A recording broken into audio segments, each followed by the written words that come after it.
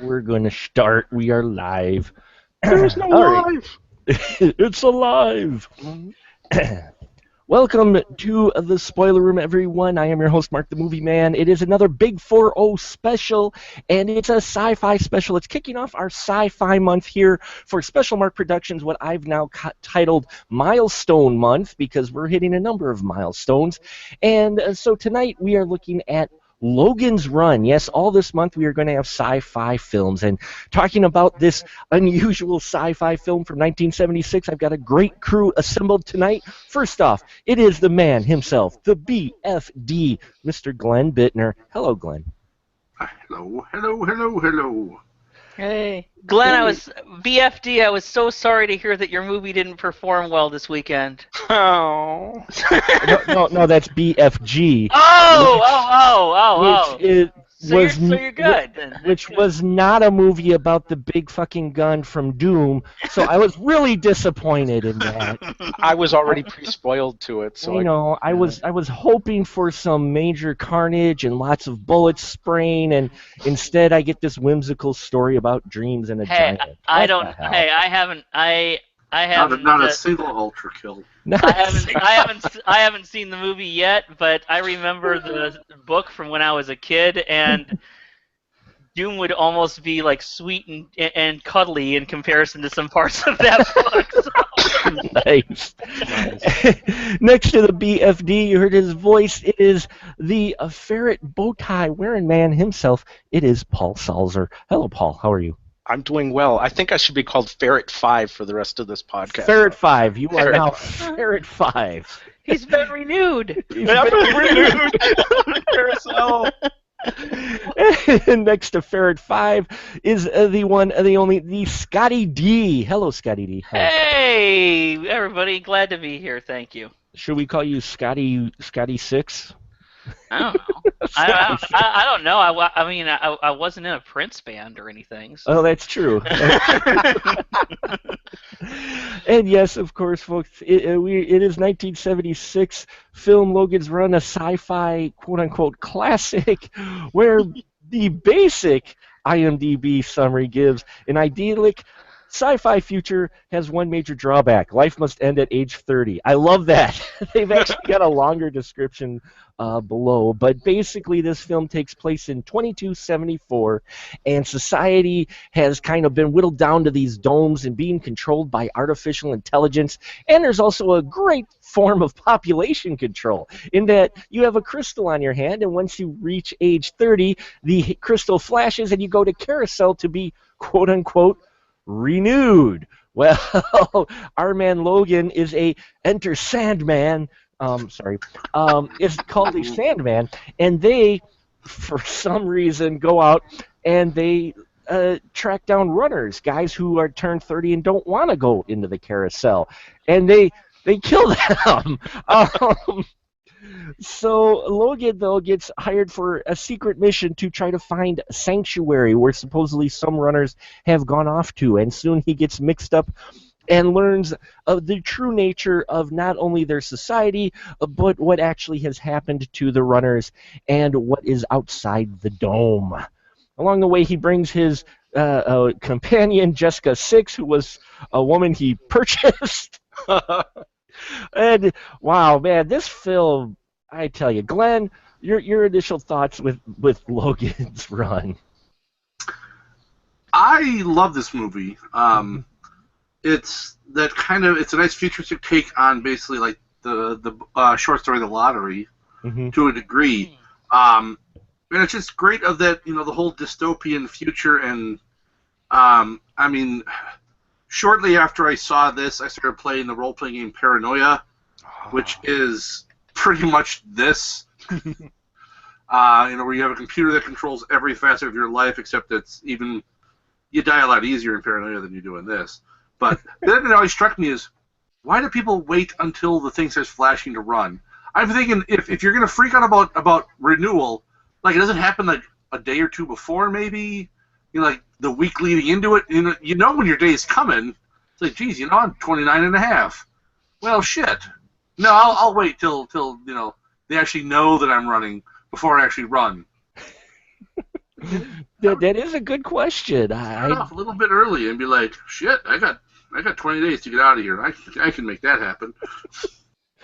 Well, this is one of those films where you can definitely tell it is not a modern made style film because they really don't go into a lot of detail on explanation.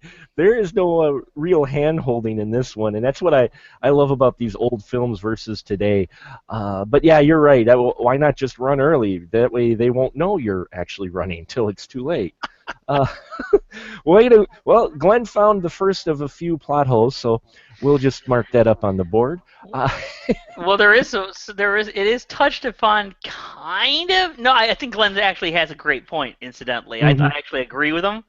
Sure. There is a part where they constantly ask, "Why do they run? Why do they run?" They don't get it, and then there's the moment when Logan discovers that he has to run, and he has everything taken away from him, and he freaks out. Scott, But then again, he didn't have any warning. So. Well, no, he didn't. I mean, it was just like the computer's like, oh, hey, by the way, you're gonna go on a secret mission. Boom. Oh yeah, by the way, yeah, we just shortened your lifespan. You got to go run now. And he's like, what the fuck? He's like, what the hell, man? It's like shit. Scott, since you spoke, what was your initial thought when you first saw this film?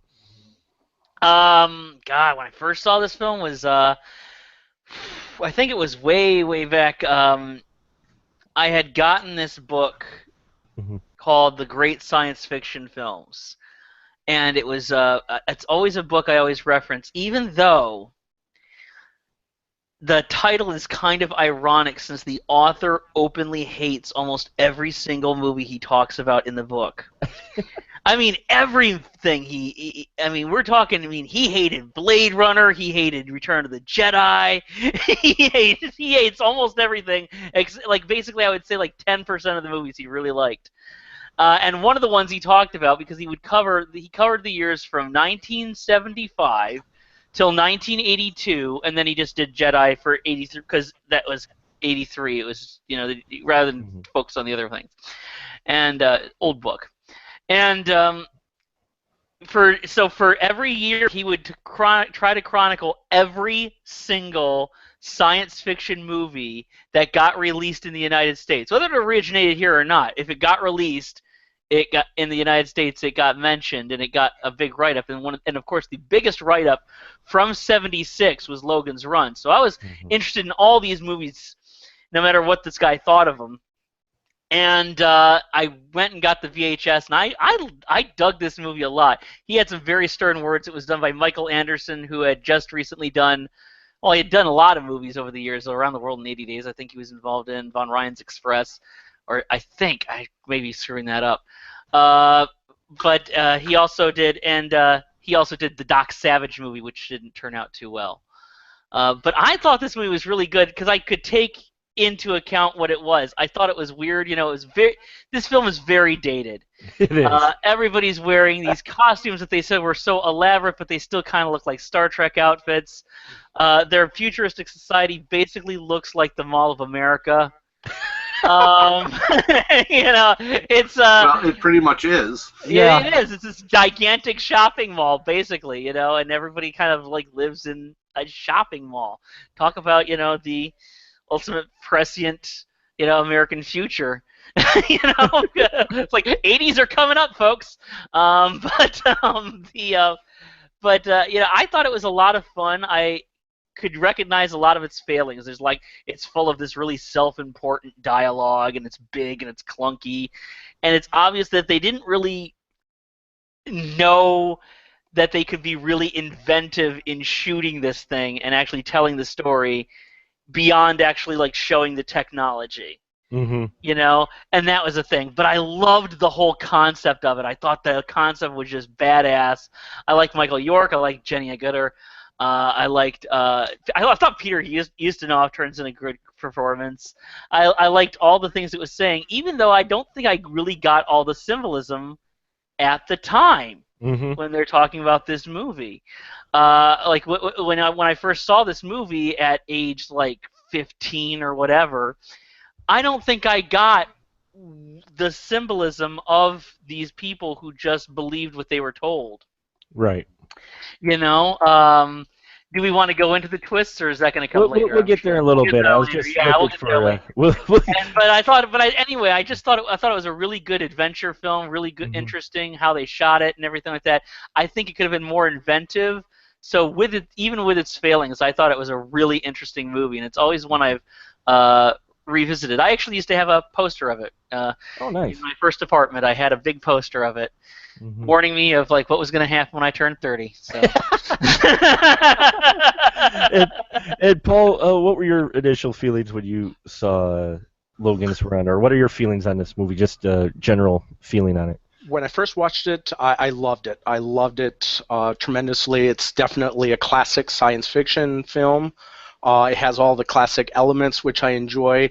Then that said, watching it just today to prepare for this podcast, I realized, just like Scott said, that this movie does not age very well with the technology it shows in the costumes, the music, and all that stuff.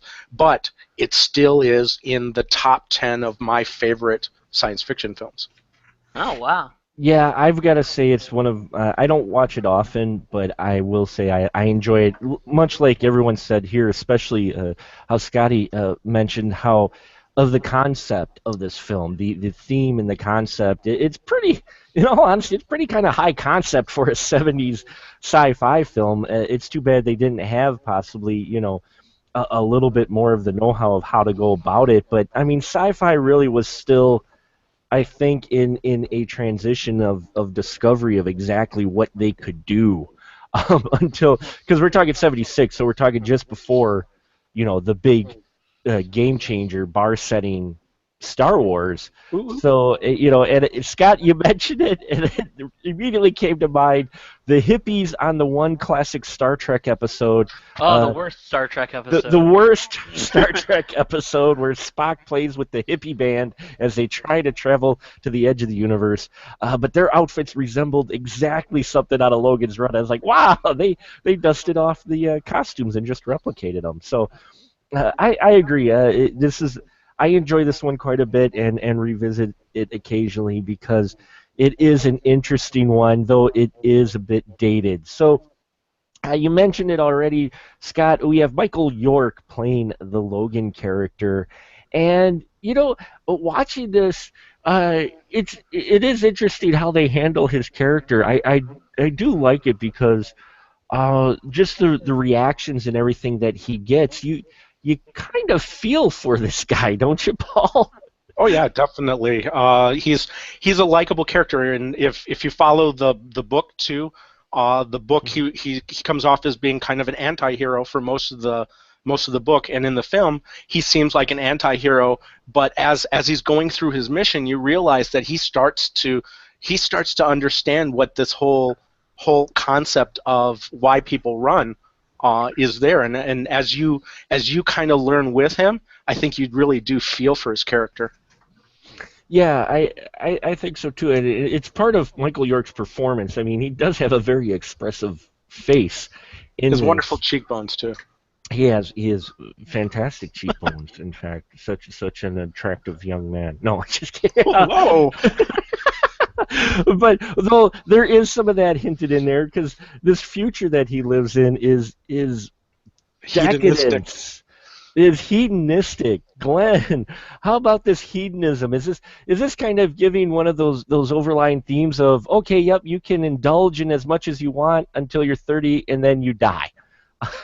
Yeah, but I also think it has a little moment where it's actually, there's one part that is actually, I would say, fairly progressive for 1976, is when he does purchase, what's her name again? Jessica 6 or 5, yeah, whatever. And she doesn't want to have sex with him. He's like, "Oh, you like women?" Yeah. Just like very casually, like it's a completely very, very accepted thing in this future society, that it's because it's, I don't know if it's because it's the hedonism, but there's part of me that thinks that maybe slipped by the MGM censors because some of the other things that they did not allow to go through in the movie, because they cut the whole love shop scene down a lot. There was supposed to be a whole the hallucimill or something like that. Yep. Another scene that got cut out because it dealt with drug use, but it's just so casually mentioned, like lesbian sex is like no big deal. It's like, oh, what do you like women? That's fine. Okay. Also, before that, when he's trying to find his purchase, the first purchase he brings up is a dude. Yep. And Yeah. when he does it, he doesn't. It's not really done for total. I'm sure there are people who laughed in the theater, Yeah. but it's not done for total comical effect. Because if you look, he doesn't recoil in horror or anything like that. He just kind of like shakes his head no. Yeah, like, nah. And no, that's not my bag. Next. But That's now we it. have an app that does that. Next. That's true. Yeah. That's true. That was Logan's Run predicted Tinder. Holy Yes. shit. Logan's Run predicted Tinder. Yep. Not only is it progressive in that way, but also when she says no, he kind of pushes a little bit, but then he's like, well, ultimately it's your choice. Mhm. Yeah. Where, typically the hero will just be like, grab the woman and kiss her. Oh. And then she'll just, melt in his arms and eventually stop resisting.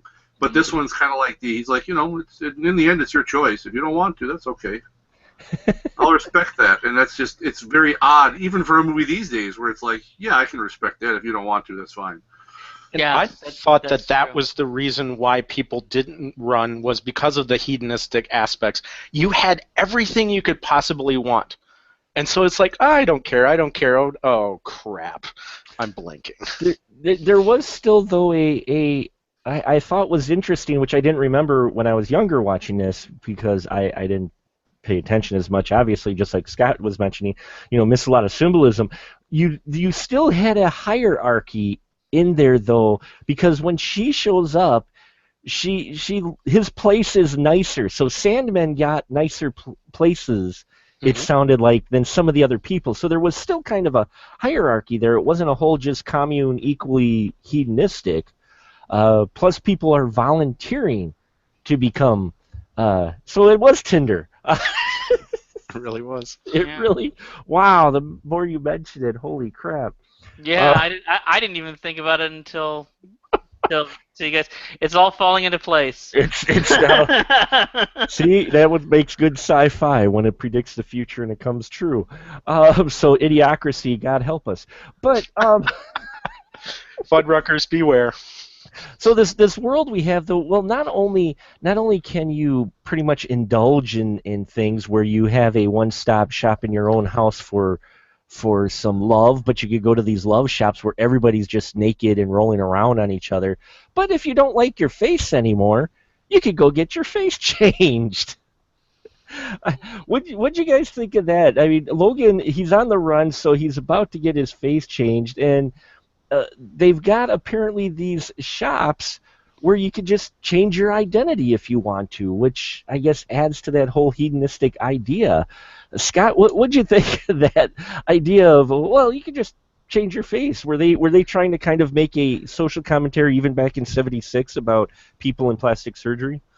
Well, plastic surgery, I think, was starting to. I mean, of course, everything exploded in the '80s, but I think it was already popping up quite a bit in the '70s, especially if you lived in that Hollywood bubble, as a lot of these people who made these movies do.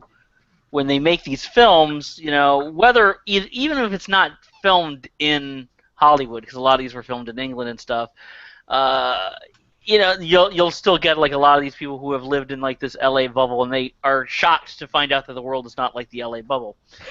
And you see that all the time. And so I think that there was some of that in there. I think it was commenting on every single part of hedonism, in that the casual manner in which everybody looks at everything. Mm-hmm. New identity? Yeah, why not? Yeah, sure. Sex? Why not? Drugs? Why not? What it really told. It said a lot about like the post '60s thing too. Mm-hmm. Where six people were like really into like the, okay, we're gonna try to expand our consciousness, and now we're gonna break down these taboos. And instead, the '70s and also the '80s were called this, but the '70s were called at first. They was referred to as the Me Decade. Mm-hmm.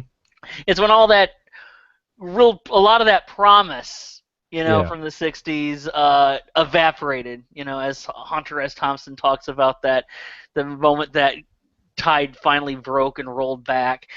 And so there's this very casual attitude towards all these things, but it wasn't for expanding anything except, your own selfish desires. Mhm. I think it was saying a lot about that, honestly. And And that goes for the new faces. That goes for how people viewed sex and drugs, and heck, even how they viewed death. mhm. Death was fine as long as you played by the rules. When you didn't play by the rules, that was like the only thing that you could do. Basically, the only thing that you could do that was upsetting to this hedonistic society is fight to live. Right. Yeah, you just had to give in to die. It's like, Yeah. you give in, here, do whatever you want, you die at 30. And if you go against that, well, then you deserve to die. That's Then how you don't look get at it. a chance at renewal.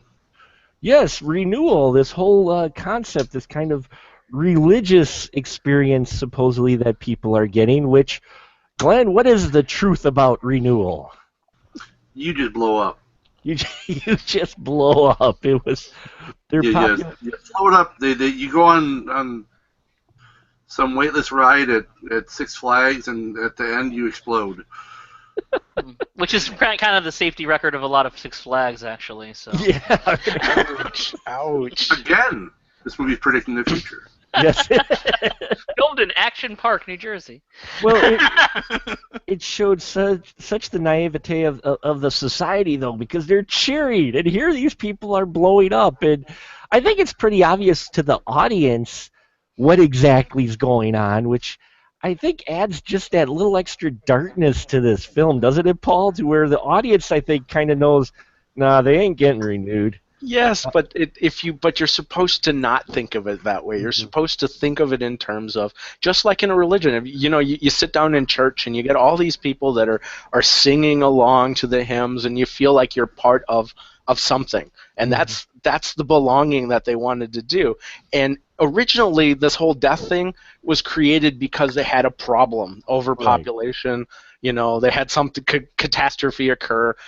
And so they needed to put this, and then, of course, like anything else, just like in a religion, things start to expand and it starts taking a life of its own, and then faith comes into play, and they believed in renewal, they believe in reincarnation, and if we talk about questions, that's going to be a question that I'll bring up in my questions thing. Is what your thoughts are on reincarnation. But to me, because I believe in reincarnation, I actually could feel for those characters that, even though they're flying up and they're getting, they were just, Michael Bay explosion-esque type theater, it was still kind of a neat experience for me. I enjoyed that scene, believe it or not. But I mean, our modern movie audiences, they're not getting renewed. I mean, it's understood, but even but we haven't been told that, about renewal since the day we were, exactly born. Exactly. It's this race of naive people. They're willingly sacrificing themselves in meaningless ritual. They're believing everything they are taught just because they've always been taught. Mm-hmm. And they're taking everything on faith, only to find in the end that there is no renewal and there is no sanctuary. Right. It's just this whole thing to control them, and nobody is seemingly, even the entities that are running the civilization, seem aware of it. Right. I think the even the AI has bought into its own ruse. Yeah. It's basically convinced itself because it's gone on so long. Well, not only is death controlled, but birth is controlled. Everybody's just given a name and a number after it, and then when your number's up, your number's up, apparently. So, which got me, because, okay, if it's at age of 30, you're supposed to die, and we've got Logan. He was Logan, what, 5? 5. And 3 in the book. 3 in the book, and Jessica was like Jessica 6. Yep. So if you do the math on that, I mean, you're talking. This has been going on at least a couple hundred years. Oh yeah. I mean, it's kind of, so you can see how it's been ingrained in society, how this is okay, and people do believe that renewal is happening. So yeah, I guess I can see that, and your modern, your audience sitting in the audience, if they've been in each of their religions, you talk about renewal. So yeah, I can see how that would play to the Is audience. it any sillier than the stuff that we do right even now? Yeah, no, that's a good point. And so we have a little bit. A little bit. There's I don't know any major religion where exploding yourself is part of the ceremony. The ones that thought they were going to be taken into space all believed that. Yeah, but that was like 20 people. Yeah, well, so it's a smaller scale. Yeah. But also, it depends on how long you're taught it and when in this cycle you learn it. For instance, these people have known it since birth, so it's like, okay, that's just the way it is. But it might have been more gradual, kind of like how you hear about the Scientologists. I live in Scientology Central here in Florida, and they don't. Now that stuff's all kind of been. A lot of that stuff's been released. The stuff about the aliens and the Thetans and all that stuff. That shit doesn't get told to you until like you're already invested many years and a sizable part of your fortune into the faith, and all your friends are in this thing. That's when you get told this, and I imagine a lot of people are kind of like Logan 5, like, wait, what? So Logan's Run predicted Scientology? Is that what you're saying? I think Scientology was already around. If anything, it was a reaction. In fact, so many Hollywood people, if anything, it was probably a reaction to it. So now we're also attributing it to taking a dig at Scientology. All right, so that's 2 for Logan. I don't know. It was already taking a dig at organized religion. Yeah. Yes.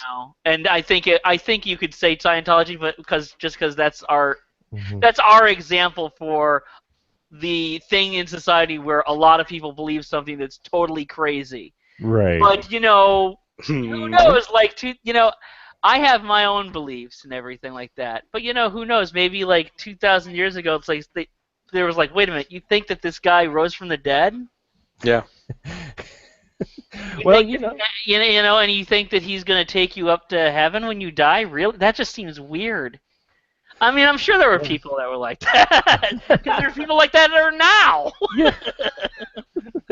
So we've got Logan on the run. He starts to explore the different underbelly of the dome that they live in, and he carries along Jessica, who's played by Jenny Agutter, who I liked her character quite a bit. I felt she was a pretty strong female character. Glenn, what about you? Did you feel she was a fairly strong female character? For 1976. Yeah, yes. Yeah, that's what I was... Absolutely. I think she is. Yeah. She's got a little bit of the whininess of the, I can't go on, and, always, whenever people have to run somewhere, it's always the woman in the movie who's like, oh, I can't. We have to stop. I'm tired. And I'm wearing slippers and a mini dress, so. Yeah, her wardrobe doesn't change much unless she gets. Her underwear changed a lot. It was a different color in almost every scene. When she was wearing it. Yes. Because there is some rather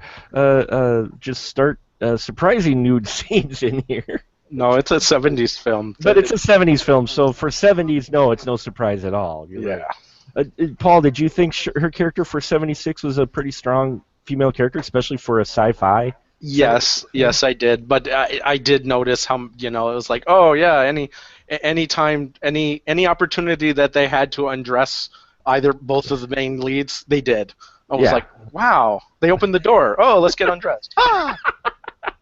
Yeah, I love that. I love the reasoning, folks. Logan and Jessica go, and they get to this lift, and suddenly they're in this freezer box area. So what comes to mind? Quick, let's get these clothes off before they freeze on us.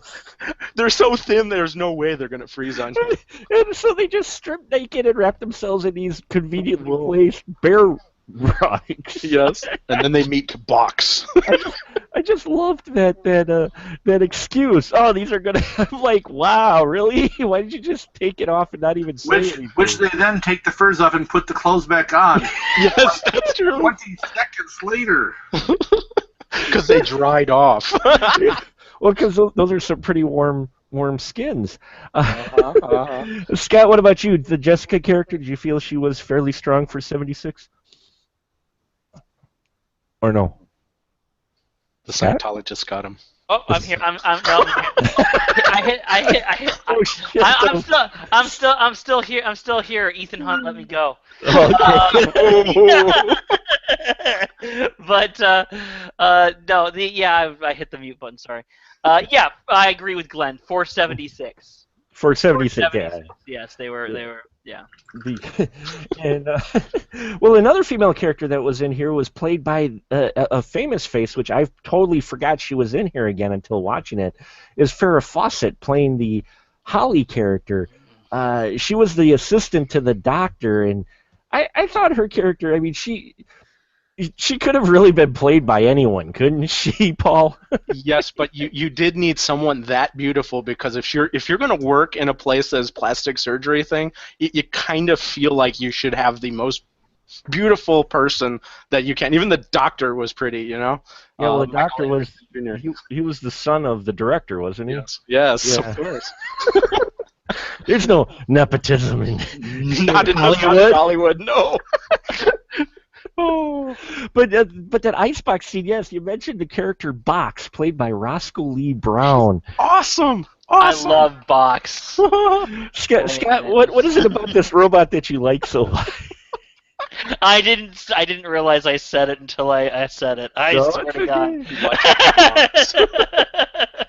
But no, I really loved the character. Yes, not just his name, right? Oh, brother. Anyway, but I like the character. I just think I mean, I don't know what it is, because, I mean, let's face it, like the movie, he's big and clunky. You know, and, you know, you can, you know, it's not like he's that convincing, but I just love how creepy the whole character is. He's like what does he say? Overwhelming, overwhelming, am I not, or something like that? And I just love the character. I love how he has been isolated. Mm-hmm. And this is, you know what? Now that I think of it, it might be kind of a clue into how the AI, as you touched on earlier, is going to behave later on, because this is somebody who has been isolated, had a thing, and went freaking the robot went bonkers because he has a job to do, and then the resources that he was supposed to cultivate dry up. Yeah. So he has to. How does he get the nutrients? He kills and freezes the runners. Oh my God! And he says, and in just a very, in a way that is at one moment very casual and in the next minute just totally insane. Because when he starts chasing, he's like laughing. He starts laughing. Yeah, he's very calm, and then all of a sudden it's you know, he's like totally nuts. And I mean, just that turn on a dime, like, this is a machine, you know. And I always found that character, you know, sure, he looks like a walking mirror ball.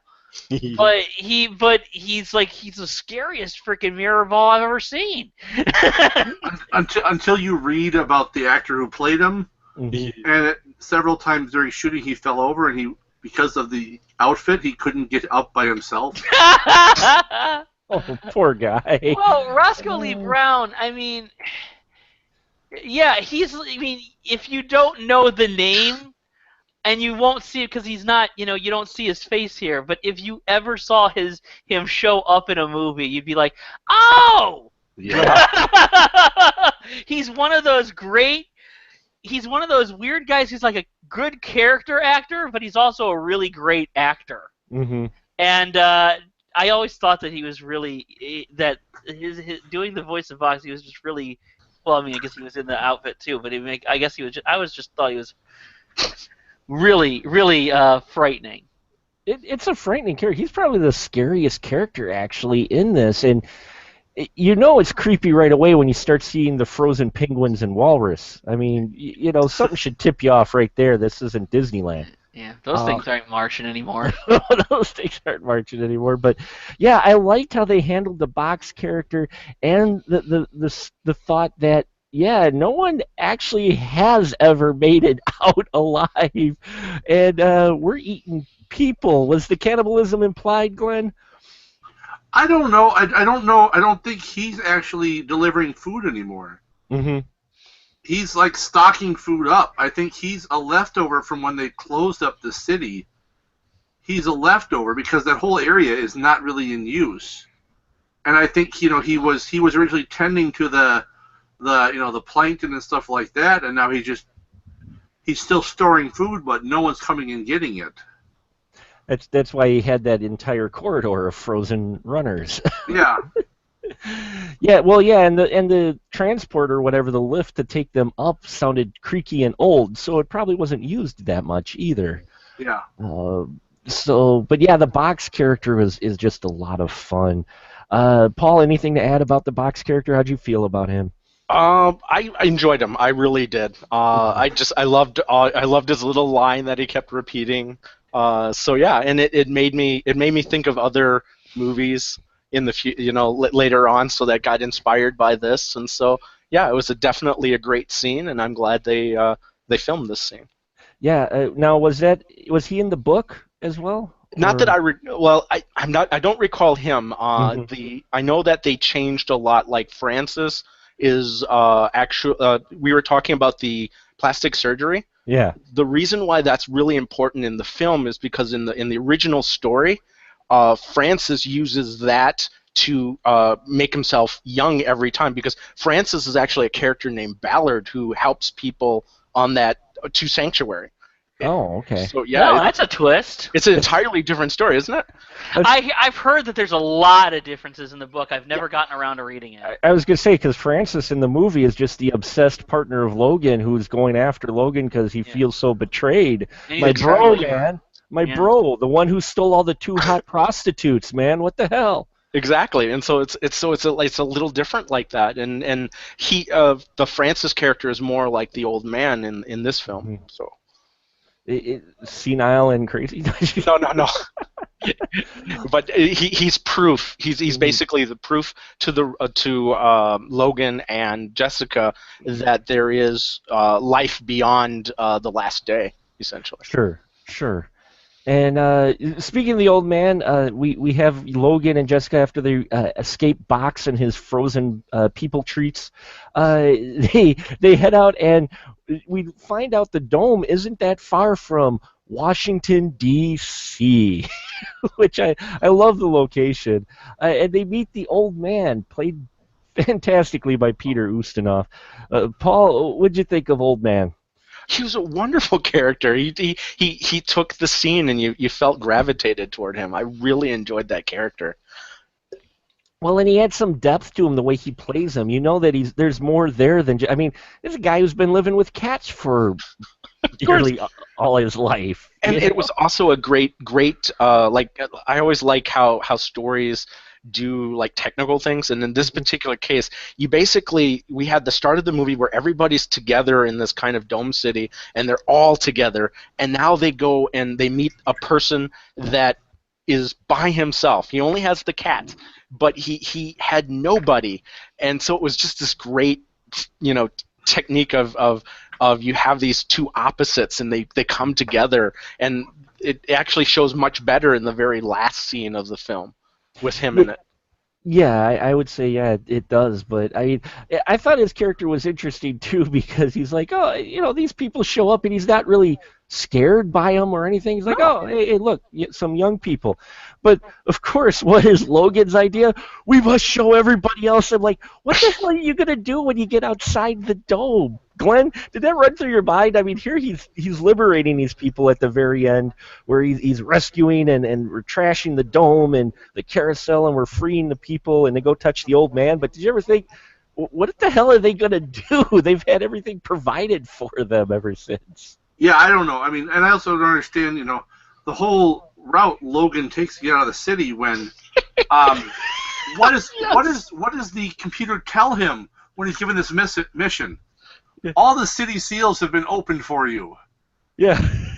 Which he then just promptly ignores and just decides to, I'm going to infiltrate the underground and run out through, God knows what.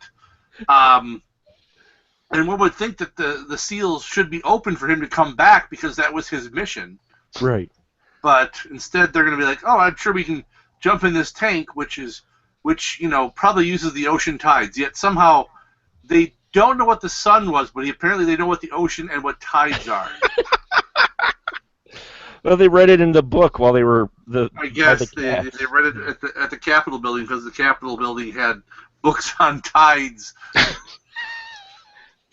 That's how the people are going to survive, by the way. They're going to go to the Library of Congress, and they're going to get all the books on how to make scandalous clothes. Those people are all fucked. Yes, they. Come on. I know there's supposed to be this liberty of hope and let's touch the old sage. I mean, that was. Well, I did laugh at the end because when he gets to the city, what's the plan to expose them? He just runs out there in the middle of the thing like, "Hey guys, guess what? I'm old." I'm like, no, he doesn't even show the old guy yet. He just says, "No, you don't go to the last day. Come on out. You can come with us. It's okay." It's like that, and what happens? Oh, the guards come. What a surprise! That was your plan. God, Logan 5 is a friggin' moron. Well, everyone's a moron. Who designed this city where apparently the computer's memory is also attached to massive explosives that will blow up the entire city if it has a meltdown? Well, I built my city like that, man. Well, it is an old 76 sci-fi. So it obviously wasn't a Windows machine because that city would have blown up decades earlier. It just would have blue screened and people would have been hovering in carousel halfway between the ground and the point where they explode. They just hung there for a while. Wouldn't that be funny if that machine didn't turn off for some reason? It just left them hanging there, so everybody else is running to save them. They're just like, a little help. Stuck here. Hello. Waiting for renewal. Guys. Anyone at all? I gotta pee real bad. The guy underneath him going, "Don't you dare!" So, Logan's Run is definitely an interesting sci-fi film, and I always pose a question or two, or have our guests here see if they have something that they want to talk to the group about. And Paul, you already kind of touched on it, so why don't you once again just kind of repeat your question of your question for the group tonight? Yeah, I just wanted to know what your thoughts are on reincarnation. As someone that actually does believe in reincarnation, I found an extra added bonus in this film, so I kind of enjoyed Carousel a lot. So. Because you believe in that concept, so that kind of played to your belief. Okay, that's a good question. Glenn, how about you? Your feelings or thoughts with the reincarnation? I believe I mock people who have different viewpoints than me. No, that's not true. I personally don't believe in reincarnation, at least not in the sense that most people think of it. I mean, I do believe in an afterlife, which also you could kind of view in the same way as like renewal is this. It's you don't die, you keep going. Right. So I mean, I can definitely see that in that. Mm-hmm. How about you, Scott? Any thoughts with the reincarnation theme in Logan's Run, or your personal feelings on it? I was raised very religiously, and Christian, as a lot of Americans and stuff. But a lot of the stuff I was taught is the absolute truth.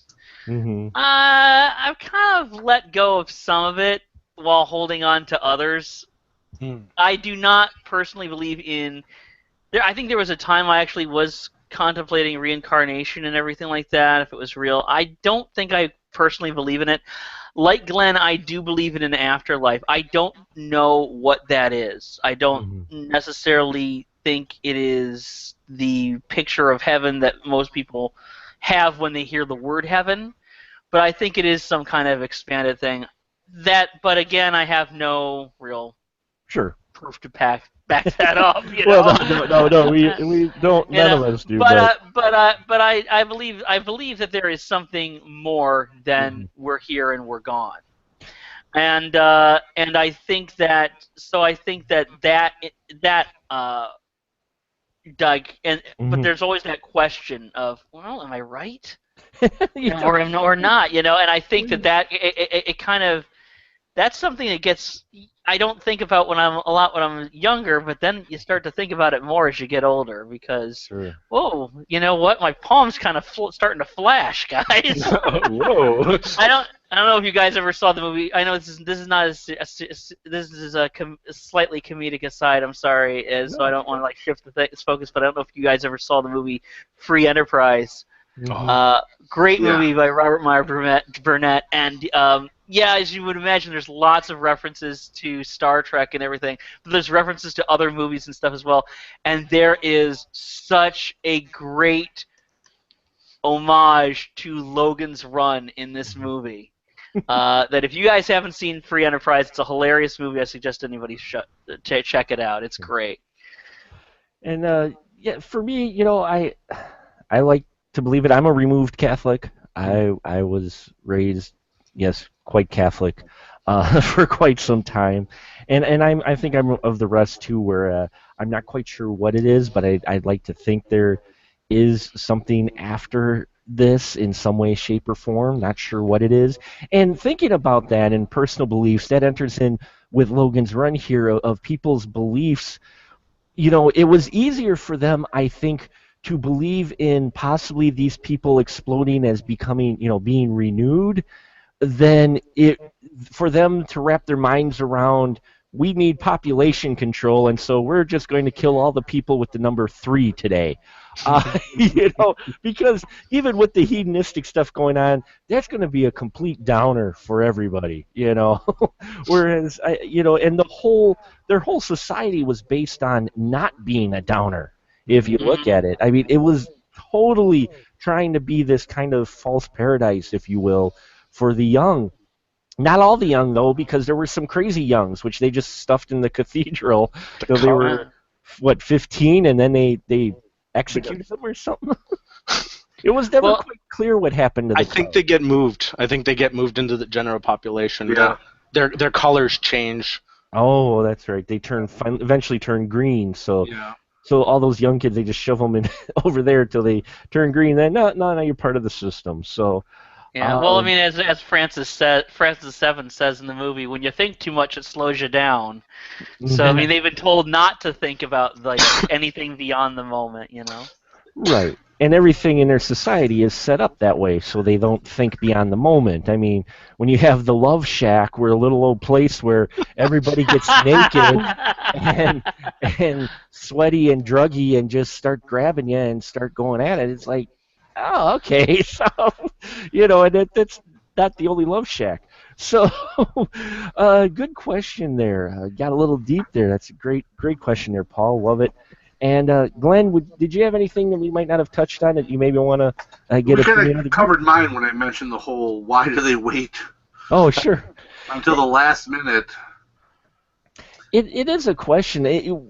We could bring that up a little more of why they wait, even though we touched on it earlier, because maybe it was fear of losing all that stuff plus the unknown. They didn't know. That's what I think it is. The more I think about it, the more I think about, look at things in real history that happened. Like when one says, when they started rounding up the Jews in Germany, why did all the other ones just stick around and wait their turn to be rounded up? I mean, yeah, there was the whole, they're being relocated, but it's the fact is, I think there was that fear of well, this is what I know. Right. I know this. And yeah, that might happen to me, but right now I know this. And this is my safety spot, is here doing this thing that I know. So I think that kind of might have played into it. And there's that fear of if I run, I'm just going to get caught, and that's just going to make it worse. and then I'm going to get shot and turned into brown pudding. Yeah, Yes. and then I don't get my shot at renewal because I'm dead. Paul, would you agree that maybe they hung around because that fear of the unknown was so overbearing, it was easier to think of going to renewal? Part of that, I believe in the hedonistic society kind of giving them a distraction. One of the things that I can kind of anecdotally say is that when I came back from my vacation, I took a 2-week long vacation, and I had wholeheartedly thought when I was going to come back that everything is going to be different, everything's going to be new, everything's going to be exciting. I would set forth all these new plans, and my life would be so much different when I got back from vacation. And guess what? Within a day, everything came back to the same way it was because I was comfortable doing that. and I think that's the way that society is too, is that they're comfortable doing a thing a certain way. Everyone likes a place in society. That's why people, you know, you were talking about people being in their place, you know, this hierarchy. Mhm. You had runners, you had people, and if you notice, people dressed up in the same kind of color, you know, and so forth. Throughout the entire film, they grouped people together, and it gave them that sense of being comfortable. You are part of this group. You will continue being part of this group until you die, because that's what the entire society wants. Mm-hmm.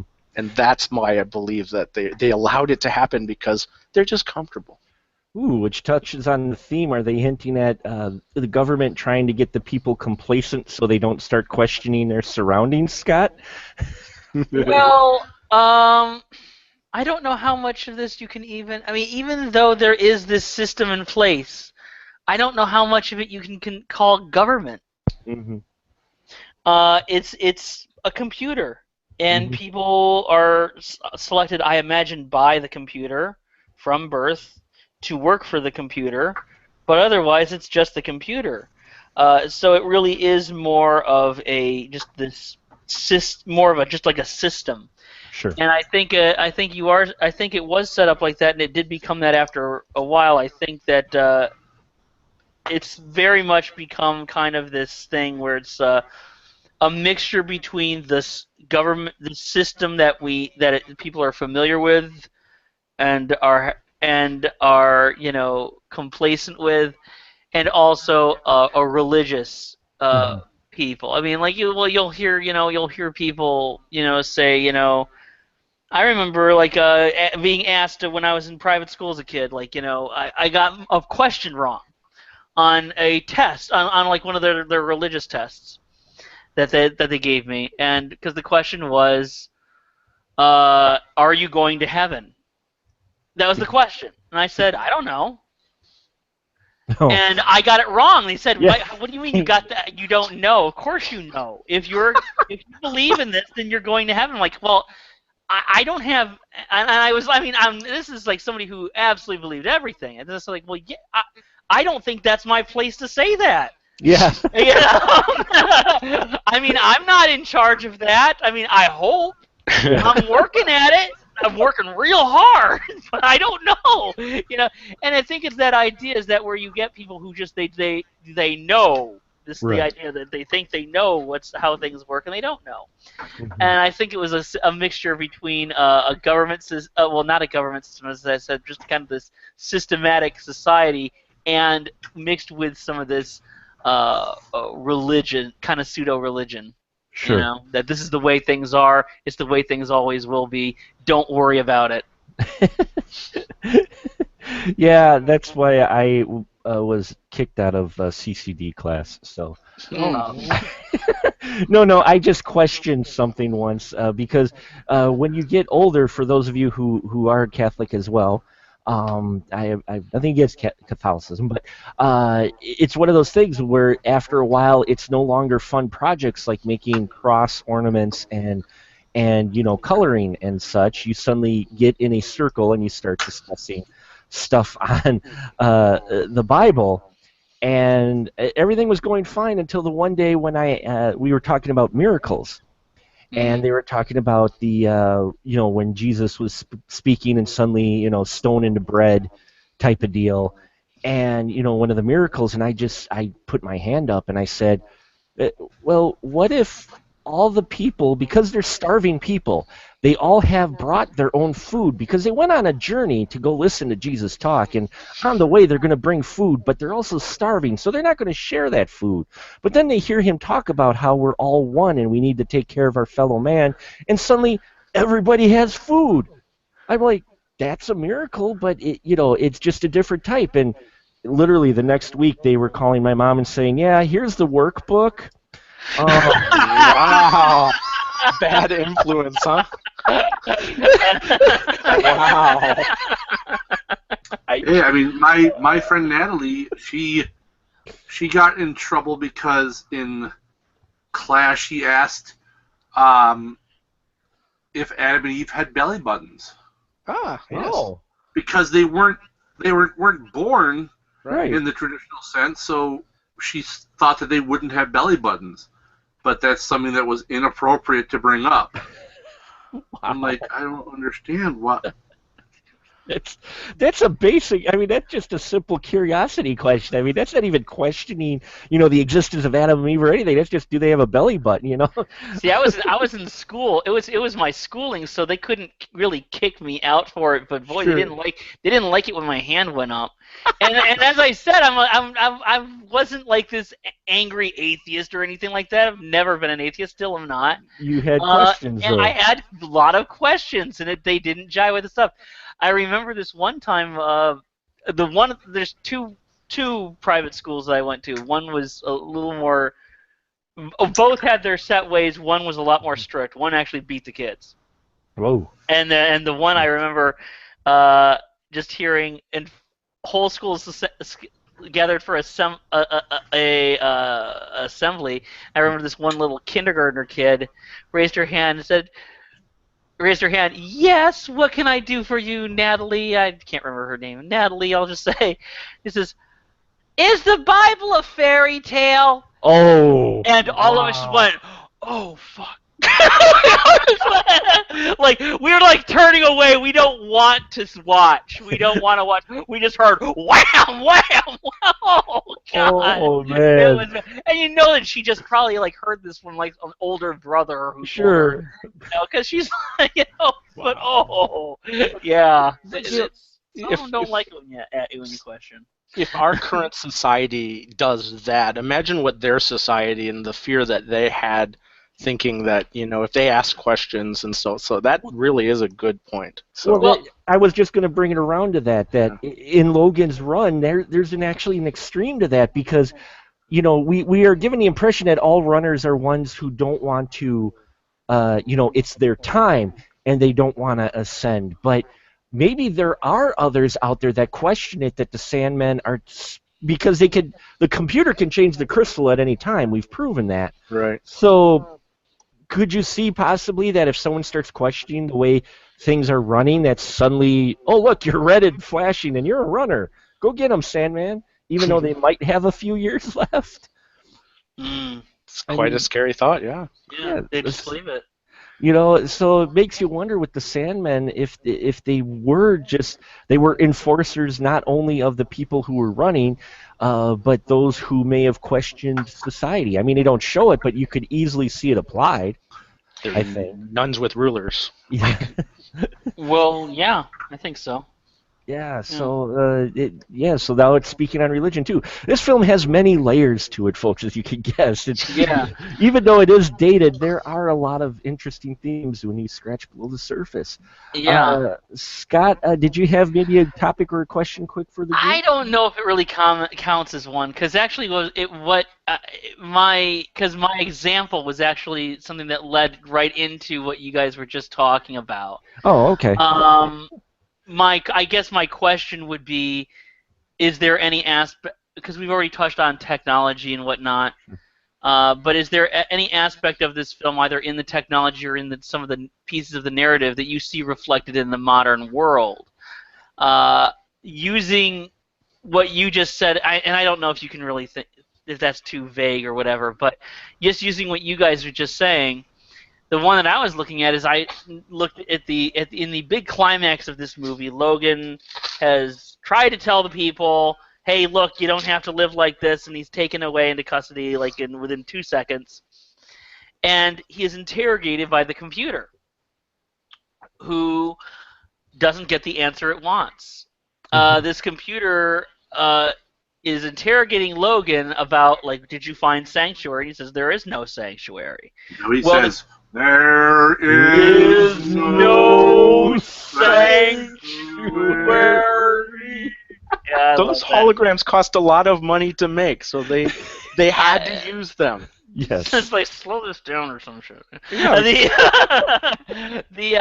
The computer receives answers that don't fit into its preconceived narrative, and rather than take these into account, change its worldview accordingly, and perhaps evolve, as I'm sure it was designed that it could possibly do, it rejects them over and over and over again until finally self-destructing, basically like the comments section of a political story on the internet. That's like what reminded me of this. I'm like, oh my god, it's like this. It's basically like, the computer just going, no, Benghazi, Benghazi, Benghazi, or something like crazy, like, no, it's a global warming, it's a hoax, or some similar thing. If you want to plug in your own little ideal in there, and I kind of was reminded of that, like, how it touches on aspects of human, and even in the mechanical thing, it touched on human behavior there. Is there anything in this movie that kind of you see reflected in the modern world, whether it be in the technology or in how it comments on human behavior? Well, go ahead, Greg. Vague question. I was to say, you have, the whole blind belief, because how often do you have people who are like, oh, here's this meme, it must be true, share it, look, it's printed right here, Donald Trump eats baby hearts, and they're supplied to him by Hillary Clinton. There's a meme that says it. Oh, great. Now that's going to be a real thing. Way to go, Greg. Has anybody Snopes to that yet? I'll have to check. I think you hit the nail on the head with the internet and threads. Paul, how about you? Do you think that kind of reflects some of modern day? Oh, definitely. Just the whole concept of belief and how someone individual, in this particular case it was the computer, believed in its mission wholeheartedly. That it needed to complete its mission. Even Box needed to complete its mission.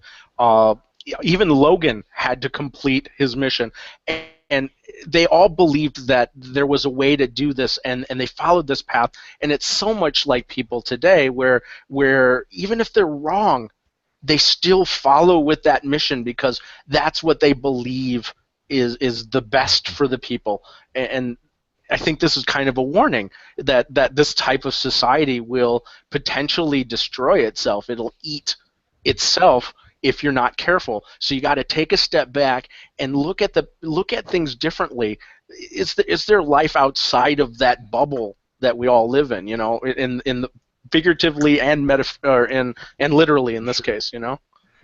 Yeah, and there is that to where can you live life outside of the bubble, and I think you hit on the major arcing theme in here is where you have a society that's come complacent and just the way things are, and suddenly you throw a wrench into that and it explodes literally.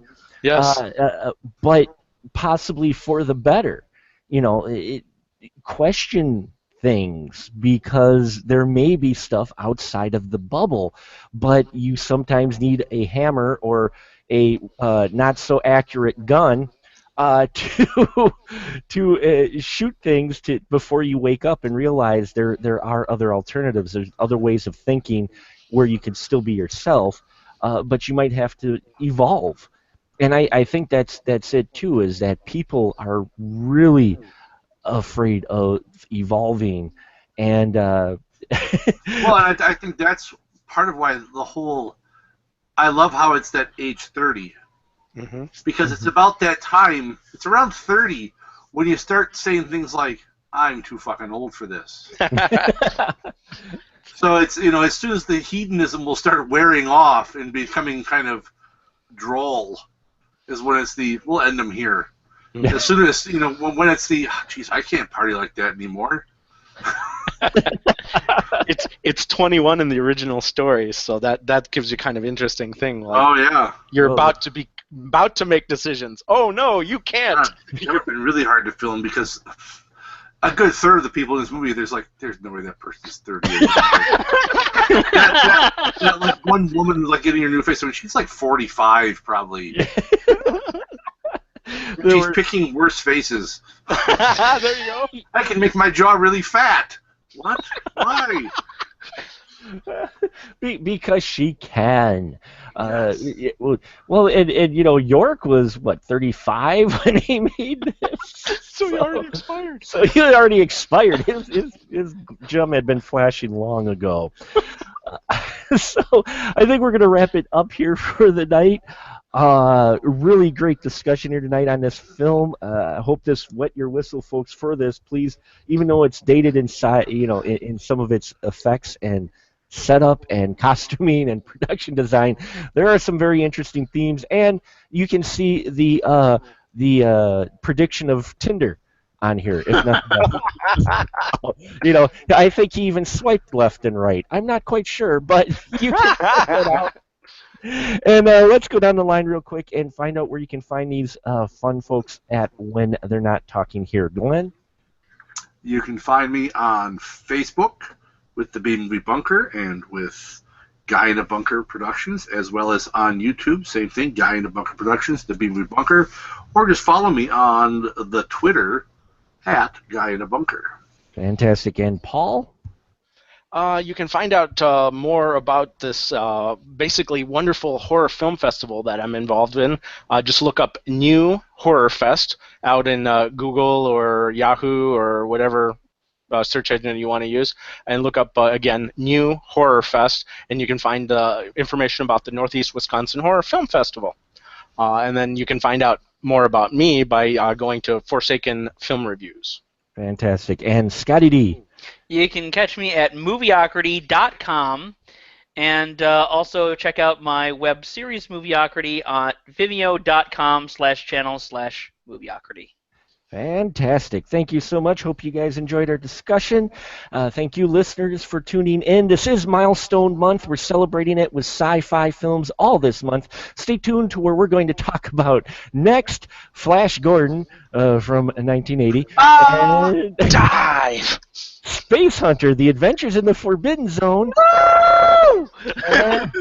And Enemy Mine. We have a very interesting lineup on the Spoiler Room. Also check my other projects out on specialmarkproductions.com as well as on the YouTubes.